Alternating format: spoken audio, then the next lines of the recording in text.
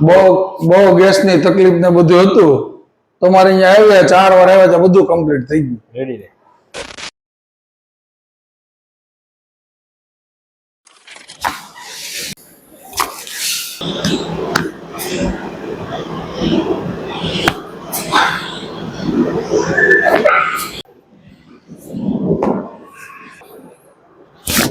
અરે વાવ.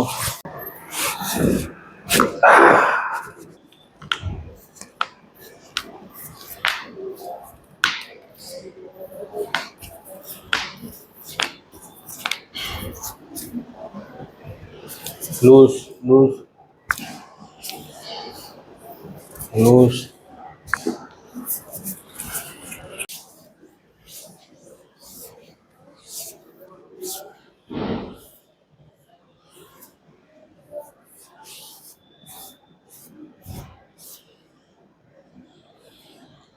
ઊંડો શ્વાસ લો બધું છોડો.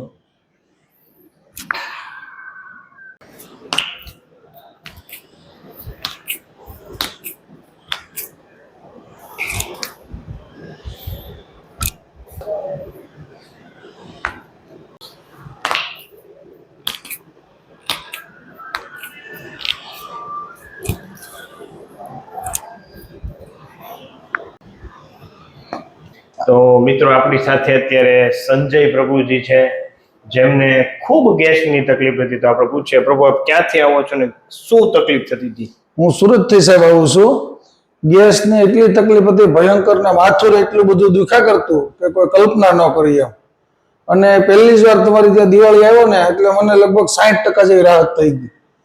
ત્યાર પછી દર મહિને આવતો ગયો. 4 વાર આવેલો કમ્પ્લીટ થઈ ગયો. આ વખતે તો ખાલી સમજતા એમ જ આવ્યો હતો, ખાલી તમારી મુલાકાત કરવા પણ મજા આવી ગઈ. આમ ગેસની તકલીફ થતી ત્યારે આમ જમ્યા પહેલા પછી અને જમીને એટલે જમ્યા પછી તો આપણને એમ થાય કે આપણું પેટ કેમ ફૂલી ગયું, એટલું ફૂલી જતું અને કોઈ બેચેની રહેતી, આખા શરીરમાં કોઈ સ્ફૂર્તિ નહીં, એવી રીતનું બધું રહેતું. રેડી હાવ એકદમ કમ્પ્લીટ, એકદમ હાવ માઇન્ડ ફ્રેશ. અને સતત માથું દુખા કરે સવારે ઉઠીએ ને ત્યારથી. એની જગ્યાએ કોઈ જાતનું કાંઈ તકલીફ જ નહીં હોય, એકદમ હાવ માઇન્ડ ફ્રેશ થઈ ગયું. સરસ લો. તો આ વિડીયો યુટ્યુબમાં મૂકી શકીએ? હા. તમે શું કહીશો? હા, યુટ્યુબમાં મેકી શકીએ ને, મેકવાનો હું પણ મેકીશ સાહેબ. વાહ ભાઈ વાહ. તમે બીજાને શું કહીશો? ઘણા બધા આવા ગેસ વાળા. મેં ગેસ વાળાને છે ને સાહેબ મિનિમમ અહીંયા લગભગ સુરતની અંદરથી મારા મિત્ર સર્કલ બધા જોડે જ આવતા. આ વખતે જ અમે છૂટા પીડ્યા છે કે લગભગ 40 થી 42 જણા મેં મોકલેલા છે. બધા રેડી, બધા કમ્પ્લીટ.